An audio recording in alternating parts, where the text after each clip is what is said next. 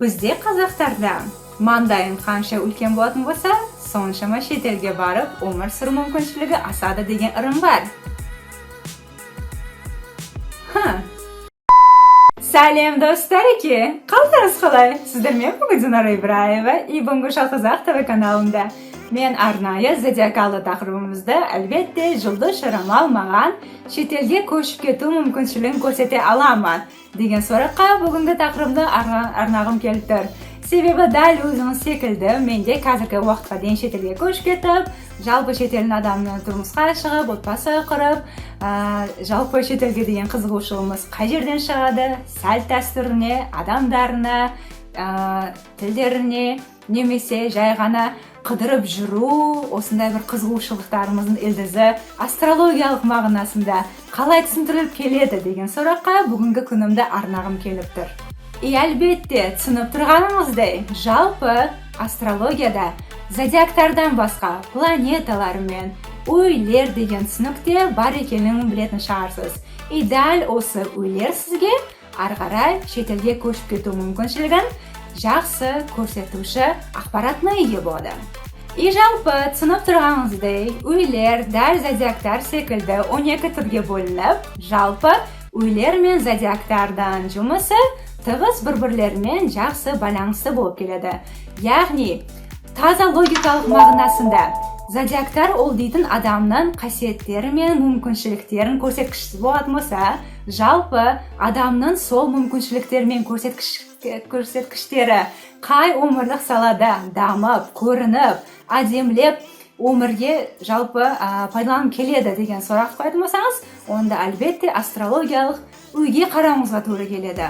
Ya'ni so'l zodiakdan kushi naqdi umrlik salada ko'rinib keluvini ko'rsatkichi ol uy deb hisoblanadi. Ya'ni so'l tarozilardan misol uchun garmoniya siyg'ish, odam siyg'ish, o'shanday bir qasiyatlari mumkinchiliklari, arg'aray tavashkilarni mansabchil degan qasiyatlari qay umrlik salada ko'proq ko'rinib keladi. Ol deydan jumistaq salada bo'lsin, muhabbatlik salasida bo'lsin, boshqasida bo'lsin, son sinib yetuv ma'nosida siz deydan albatta astrologiyalik uyga nazarodoringizga to'g'ri keladi.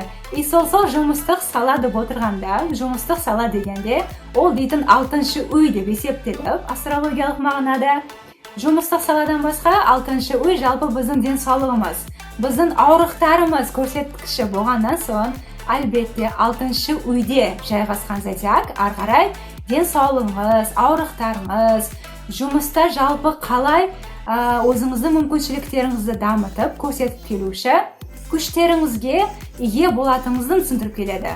Ya'ni so'l o'sinizga qaray, ya'ni uy talabda paydo bo'ladi. Ya'ni zodiak kuchi degan almiga qarasda.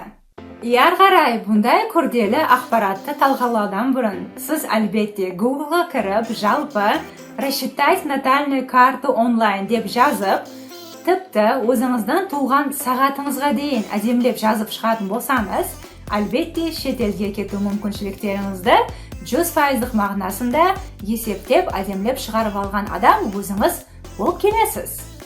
Jalpi hisoblab chiqqan natalli kartangiz orqali 12-uydan 1-7, tag'ida 4-uy men pudratan balanslari bor ekanmi, son barlig'ini bayqab qaratib bo'lsangiz, albatta chet elga ketishingizga mumkinchilik bor degan javobni topib olgan bo'lasiz. Sababi 12-uydan o'zi jalpi negativli ma'nosida astrologlar uni ko'ngilsizlikda, satsizlikda, kishipeldilik, izolyatsiya tag'ida jalpi barliq umrlik salalarimizga ko'rsatadigan negativni sig'imda beruvchi uy deb hisoblansa-da, pozitivli ma'nosida 12-uy albatta sizni azod qiluv ma'nosida, so'l izolyatsiya qiluv ma'nosida, tavbasiz jon qiluv ma'nosida, sizga qolgan vaqtda, chet elga qolgan vaqtda, qolgan yeringizga yeklinbay ketib qolishingizga shabutlantiruvchi o'sha 12-uy deb hisoblanadi. Sababi 12-uydan ulkan deytin bizga ko'rsatuvchi sababı ol deytin bizni tavbasiz qiluv. Ya'ni so'l 1, 4, 7 jeki uylarimiz bilan qo'shilganda albatta so'larga azod bo'luv ma'nosida, tavbasiz bo'luv ma'nosida bizga deytan кетіп алуымызға, қалаған тірліктерімізді еркін істеп алуымызға шабыттандырып келеді. Себебі бірінші ой біздің индивидуалдымыз, яғни сыртқы көрінісіміз, денсаулығымыз, ауырлықтарымыз, таланттарымыз болып есептелуші бұл ой әлбетте 12-ші оймен қосылғанда физикалық мағынасында қалаған жерге кетуімізге мүмкіншілік жасайтын болады. Яғни басқа адамдар секілді ойдарымызда Турцияға кетуім керек едім, Қытайға кетуім керек едім, тағы басқа жерге кетуім керек едім деп армандаудың орнына шынымен физикалық мағынасында ойланбай, жалпы физикалық мағынасында басқа жерлерге кетіп алу мүмкіншіліктерін бірінші ой мен 12-ші ой қосылғанда осындай бір шабыттандырушы көңілдіктерді бізге береді. Ал 4-ші ой өмірлік саламыз. Әлбетте біздің тегіміз, мүлк, дүние, жалпы туыс-туысқандарымыз, тегіміз көрсеткіші әлбетте 12-ші оймен қосылғанда мүмкін қандайдыр бір туысқандарымыздан байлық алғанда, мүмкін өзіміздің үйіміз сатылып кетіп, немесе бір қандайдыр туысқанымыз шынымен қайтыс болып кеткендігі себепті шетелге кетіп, жалпы сол себепті жаңа өмірді бастап жіберуімізге шабыттандырушы, итермелеуші позициясы әлбетте 4-ші ой мен 12-ші ой байланыс тудырып атқанда әлбетте кетіп алуымызға түрткі болар екен. Ең ақырғысы, яғни 7-ші ой орталық саласында әлбетте оның көрсеткіші біздің партнерлік, яғни бизнес мәмілесінде болсын, өмірлік мәмілесінде кең араласып келуші. Бірақ ондай жағын мағынасында емес, тура партнер мағынасында араласып келуші адамдардан көрсеткіші. Ол дейтін дұшпандарымыз болсын, бізді танымайтын, немесе ертең тұрмыс ортақ болып келуші біздің келешектегі күйеуіміз, немесе біздің келініміз, жалпы тура сол 7-ші үйге кіріп келуші, арғарай өмірде талай кездесіп келуші адамдардың барлығы жалпы осы 7-ші үй көрсеткішіне жатып келер екен. Сондықтан мысал үшін сол 12-ші ой мен 7-ші ой байланыс тудырып атқанда, әлбетте мысал үшін қандайдыр бір приложение қосымша арқылы бір қандайдыр адаммен араласып әңгіме құрып атқанда, ол аяқ астынан шетелдің адам болып шығып, жалпы себебі 7-ші ой дегеніміз ол сіздің келешектегі тұрмыс ортаңыз болғаннан соң, әлбетте 7-ші ой мен 12-ші ой азаттық ойы қосылғанда, әлбетте шетелге тұрмысқа шығып кетесің деген сөз болып келеді.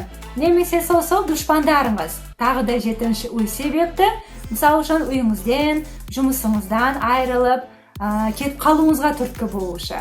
Немесе сол бизнес мәміледе сіздің бір ортағыңыз, сіздің шынымен партнерлік мағынасында араласып келуші адамыңыз қандайдыр мүмкіншілік тудырып, шетелге шығып жұмыс жасаушы критерияларды тудырып келуші мағынада да әлбетте 7-ші ой мен осы 12-ші ойдың арасындағы тудырып келетін байланысты жалпы партнерлік мағынасында сізге кетіп алуыңызға шабыттандырушы, итермелеп келуші көрсеткішіне айналып келеді.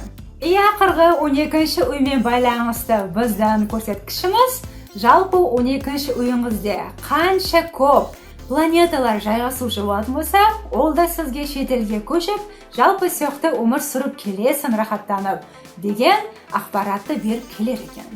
Ендігі біздің көрсеткішіміз, яғни 12-ші үйде мүлдем ешқандай бір байланыстар, ешқандай бір планеталар болмай қалған жағдайда, онда сіз арғарай Сатурн планетасындағы орын алушы 2-ші, 7-ші, 4-ші, 8-ші, 12-ші үйлерде тұрып алған орын қарастыратын болсаңыз да, әлбетте оның барлығы де шетелге кетіп өмір сүріп келесің деген сөздің бірі болады. Бірақ бұндай мағынасында Сатурн жалпы астрологиялық нұқтай дәрежесінде үлкен сәтсіздіктер әкелуші планетасы болып есептелгеннен соң, әлбетте бұндай мағынада шетелге кету мүмкіншілігіңіз көбірек сізге сынақ ретінде берілетін фактор болып есептелетін естен шығармаңыз. Себебі Сатурнның сынақтары жалпы бізді кішіпейілділікке, мейірімділікке, шыдамдылыққа үйретіп келуші ең дана планета болып есептеледі. Себебі 2-ші ой табыс, қаржылай мағынасында қамтама болу біздің мұқтаждығымыз. Әлбетте, Сатурн планетасына келіп ұшырағанда, бізде дейтін ертеңгі күнімізге деген қамтамасыздығымызға, яғни дүние жинап шаршамай, жалпы тек қана ақша үшін алға қарай итермелеп келуші үлкен күшіне бізді түрткі болып келеді. Себебі бұндай адамдар жалпы, яғни Сатурн екінші үйде тұрушы адамдар жалпы өз өмірлерінде көп қиыншылықтарды көрген. Сол себепті қарай осындай бір қатты сабақты, қатты жүректеріне жағын алып, жалпы басқа ешқашан өмірімде қиналмаймын. Сол себепті өмір бойы ішпесем де, жемесем де, еш бәле істемесем де, жалпы банкті шотымда осындай бір үлкен 6 сандық ақша мөлшері болады деген осындай бір мүмкіншіліктері. Әлбетте қарай шетелге де көшіп, сол жерден дүние жинап, сол жерден өзімді ақшалай, қаржылай мағынасында қамтама қылғым келеді деген осындай бір дүниеқор адамдардың пайда болуына әлбетте Сатурнның екінші үйде жайғасып алған позициясы осындай бір адамдарды келтіреді. Ал 8-ші үй, яғни өлім, өмірлік саласы жалпы мистикамен, жалпы түгелдену, тұрақсыздықпен тірілу мағыналарын бізге беріп келуші осындай бір негативті үйіміз қайтадан Сатурн планетасында орын алып қойған жағдайда, әлбетте бұндай адамның өмірінде осындай бір мистика арқылы, осындай бір қандайдыр қараңғы өмірлік тәжірибелер себепті тірілу мағынасында өлімге ұшырау арқылы шетелге кетуімізге түрткі болып келуші, сынақ болып келуші осындай бір өмірлік сабақтарды беріп келеді. Ал 3-ші критерий, яғни жалпы адамдардың оңай, ешқандай қиындықтар себепті, ешқандай ешкімнің өлімі себепті, жалпы өзінен өзі шетелге көшіп кете беретін, қиналмай қыдырып келе беретін, қызығып келе беретін, оңай позициясы болса, өмірлік тәжірибелері болса, астрологиялық мағынасында немен байланысты болады деп сұраушы болсаңыз, бұл жерде Раху ведикалық астрологиясынан ай мен күннің ортасында орын алушы бұл нүкте, яғни индиялық астрологиясына жатушы символикалық мағынасында ұлудың басын бізге көрсетуші бұл нүктесі, әлбетте біздің ашкөздік мағынасында, талапшандығымыз мағынасында ешқашан бар нәрсеге қанағат қыла алмайтын мүмкіншіліктеріміздің түбі әлбетте осы ведикалық Раху нүктесімен байланысты болып келеді. Себебі шынымен Раху ол дейтін ұлының тек қана басы, денесі жоқ басы болғаннан соң, әлбетте бұндай денелік мағынасында тамақтарды, информацияны қорытынды қылып, рақаттана алмайтын нүкте әлбетте осындай адамды да. Яғни сол 12-ші, 8-ші, 4-ші, 2-ші үйлерде орын алған позициясы әлбетте бұндай адамда жеке мағынасында әрдайым тек қана алға қарай жүре беретін, қанағат қыла алмайтын ашкөздігі себепті сол дейтін көшіп кету мағынасында, шетелге қайта қыдырып дүние жинау мағынасында, өзін көрсету мағынасында әрдайым алға қарай жүретін саяткерлер болсын, ол дейтін телевизорды көп көретін бизнесмендер, жұлдыздар болсын, оның барлығы әлбетте Раху нүктесі осындай бір жеке үйлерде орын алған позициясымен түсіндіріліп келеді. Яғни бұндай мағынасында сіздің мүмкіншіліктеріңізбен, сіздің осындай бір мақсаттарыңыз мың есе мағынасында көбірек өмірге келтіру жолында жұмыс атқаруыңызға көмекші, себепші, шабыттандырып келуші нүкте ол дейтін айналып келгенде Рахуның өзі болады. Сондықтан қорытынды жасалғанда әлбетте сіз шетелге кету мұқтаждығы, мүмкіншілігі астрологиялық мағынасында менде бар ма деген сұрақ қоятын болсаңыз, әлбетте 12-ші үйіңіздің нақты үйлермен пайда қылдыратын байланысы бар ма, соны қарап шығыңыз. 2-ші критерий Сатурн планетасының нақты астрологиялық үйлерде орын алған позициясы бар ма. Ең соңында Раху нүктенің, яғни ведикалық гороскопына сәйкес ол дейтін біздің көріп келе беретін вестерн зодиактарына сәйкес емес, ведикалық индиялық гороскопына сәйкес. Осы раху нүктесінде орын алған 2-ші, 8-ші, 4-ші, 12-ші үйлердегі үйіңіз сізге әлбетте шетелге көшіп, жалпы сияқты өмір сүріп келе аласыз ба, келе алмайсыз ба, соған жауап беруші ақпаратына ие болады. И әлбетте видеоролик соңында бүгінгі айтылған ақпараттың барлығы сіздерге ұнаған жағдайда әлбетте лайк, комментарий, подписка жасауды да ұмытпаңыз. Сонда Қазақ ТВ каналында одан да көбірек гороскоптарға, зодиактарға бағышталған видеороликтер келіп шыға береді. А дәл қазір болмаса, пока-пока, аривидерчи.